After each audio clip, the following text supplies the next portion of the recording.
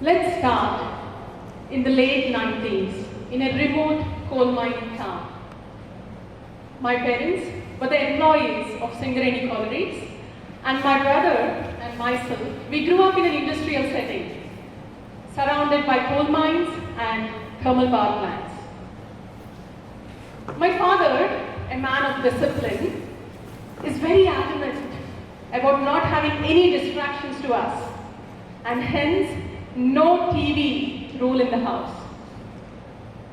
My brother, who was a huge fan of Sachin Tendulkar, would still sneak in a match or two. And what was my role here? Is to stand at the gate, to look for my father, and to rush to my brother when to switch off the TV. Sometimes I would be successful, and sometimes not. And at that point of time, my responsibility is also to do the damage control with my father. And why me? Because I was the most pampered kid among both of us. My father had huge expectations for my brother, very clear expectations. He had to study every single day, work hard, and secure a seat in the best engineering college in India. Do you all know what that is? Yeah?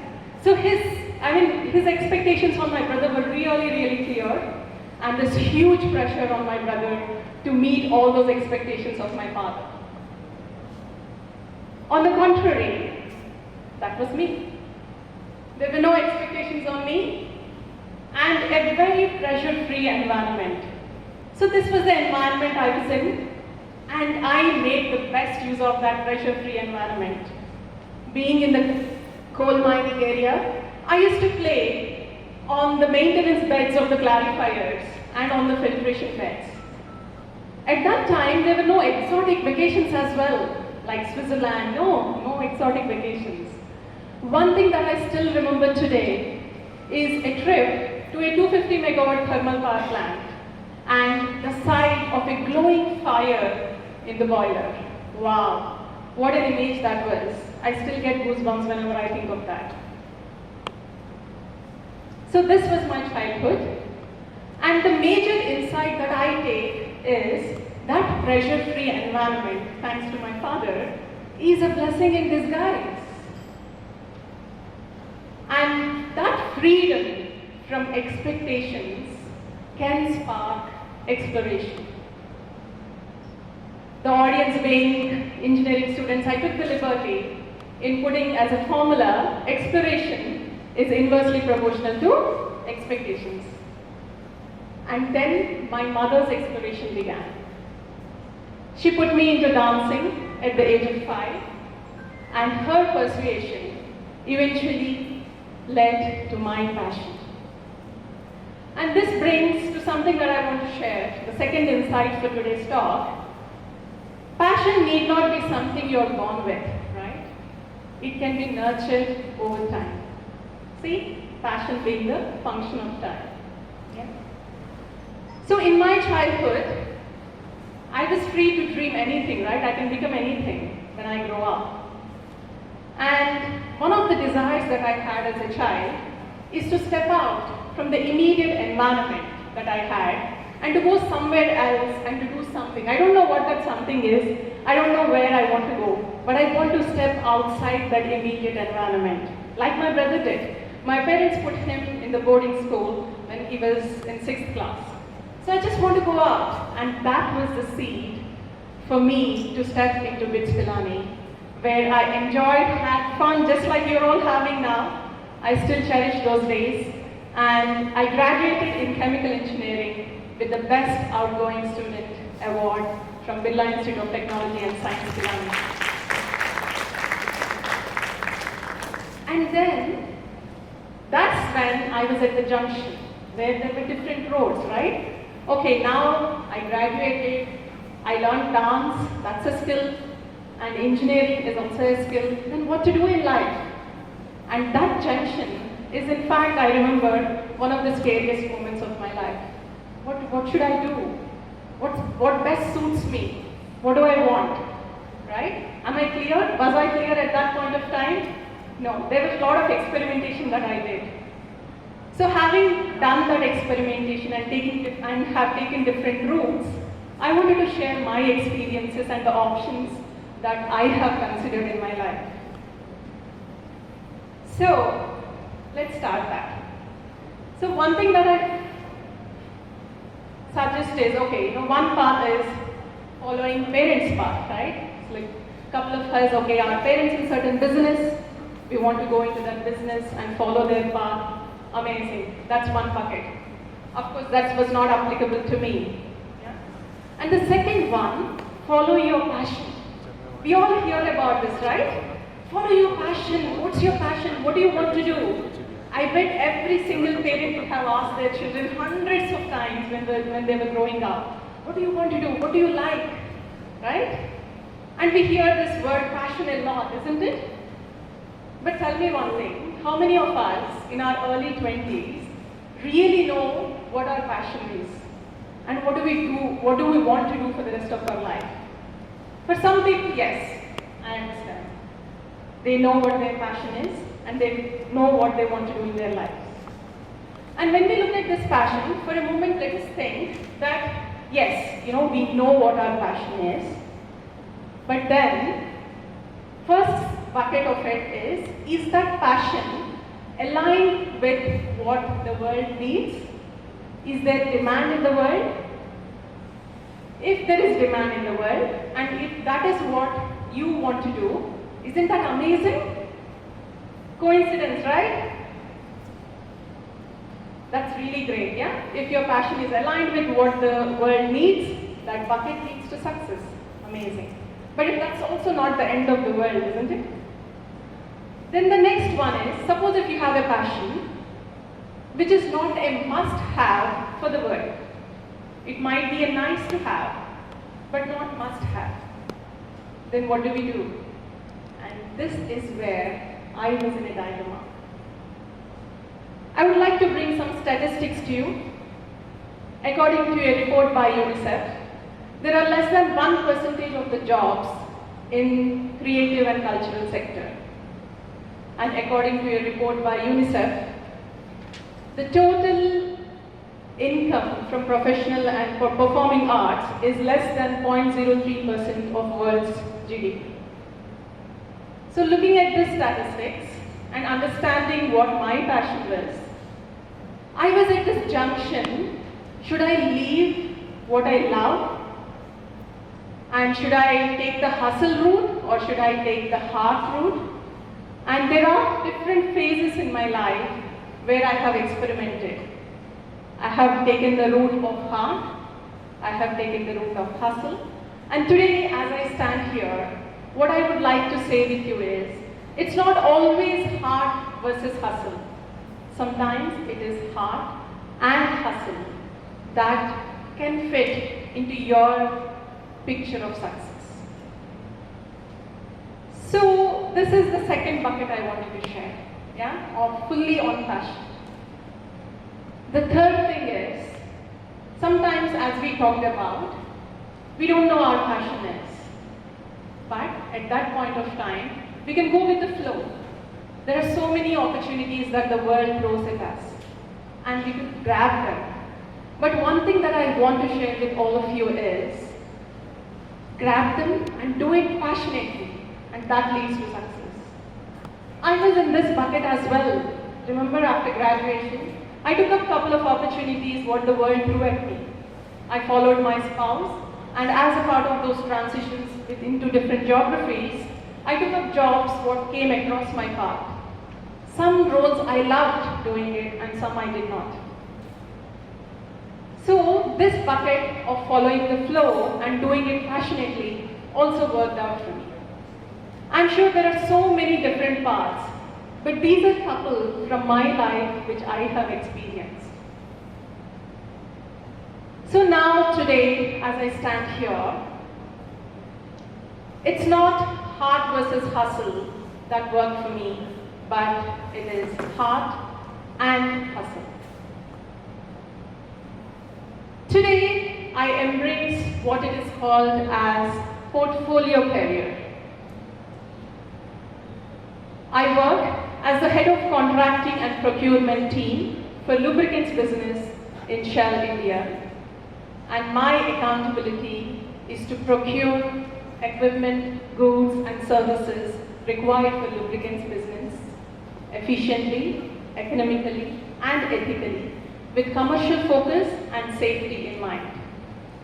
That's what I do, my 80,000 hours. You know, that's what they say statistically, we spend 80,000 hours, like 40 hours a week, right, in our life. So all these 80,000 hours in my life, they are dedicated to this corporate career. And I love doing this. I'm a supply chain professional, and I love handling major challenges that are running in the world. Climate change, working in the climate change sector, and handling the supply chain disruptions because of Ukraine war, or because of commercial attacks on the vessels, because of COVID. All this excites me, and I love doing what I do. As my kids say, my mom loves shopping. She shops for corporates.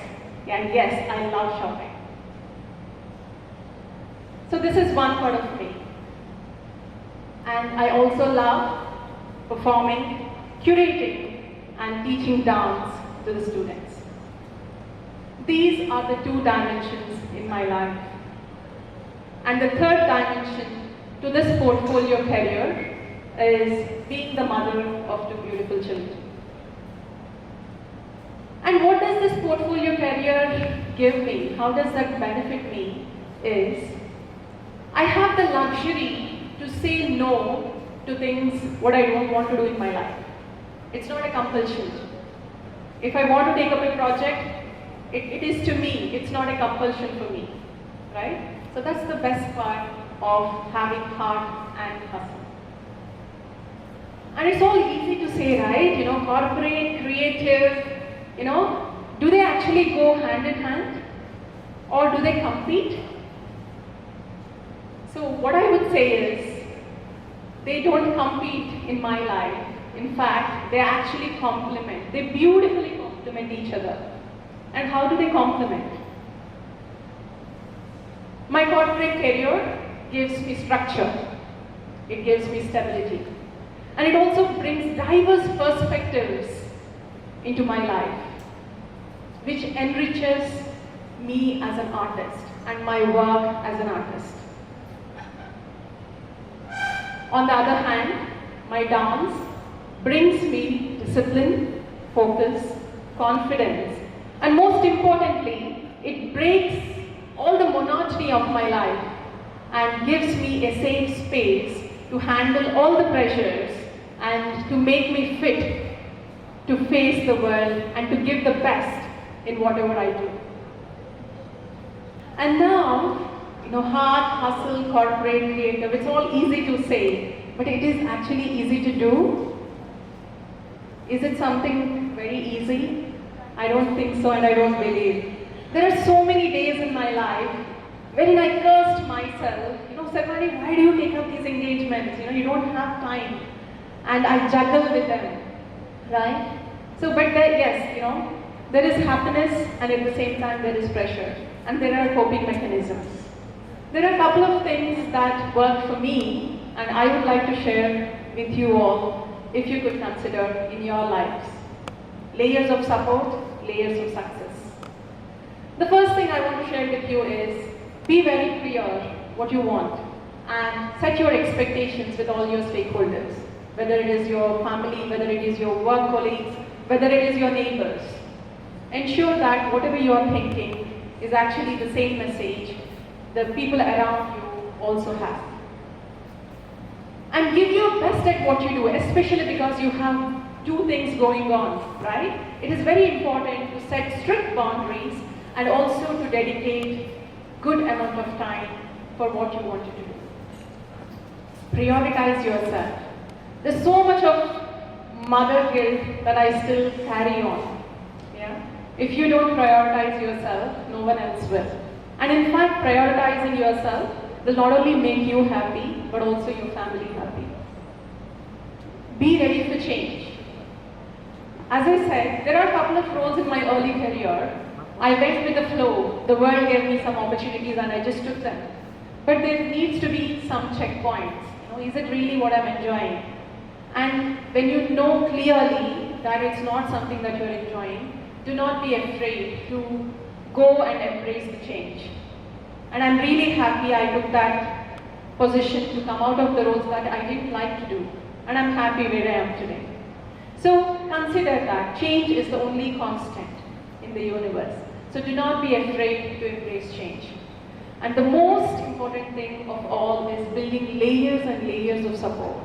Whether it is spouse, kids, parents, grandparents, work colleagues, neighbors, relatives, have a complete ecosystem. You give to the ecosystem and you also give back from that ecosystem. And in fact, because of these layers of support, today, as I said, I am content in what I'm doing in my corporate career. But as a dancer, I'm an empaneled artist in Indian Council for Cultural Relations. I toured 17 countries giving performances and presenting my art to the world. And I represented billion+ people from India as an Indian ambassador at an international event organized by United Nations. And all this because of the layers of support I have. So in conclusion, what I say is, for me, what work is heart and hustle, working in tandem, which gave me both personal and professional fulfillment. So have a purpose, have passion, nurture your passion, and ensure you have layers of support in order to thrive with heart and hustle. Howard Thurman has said, don't ask what the world needs. Ask what makes you come alive and go do it. Because what the world needs is people who have come alive.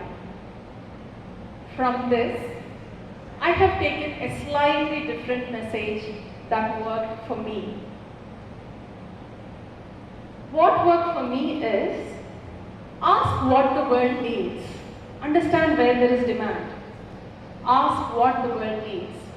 Also ask what makes you come alive and go do it. Because what the world needs is people who have come alive. Thank you for listening to my journey. I hope it sparks a reflection of your own.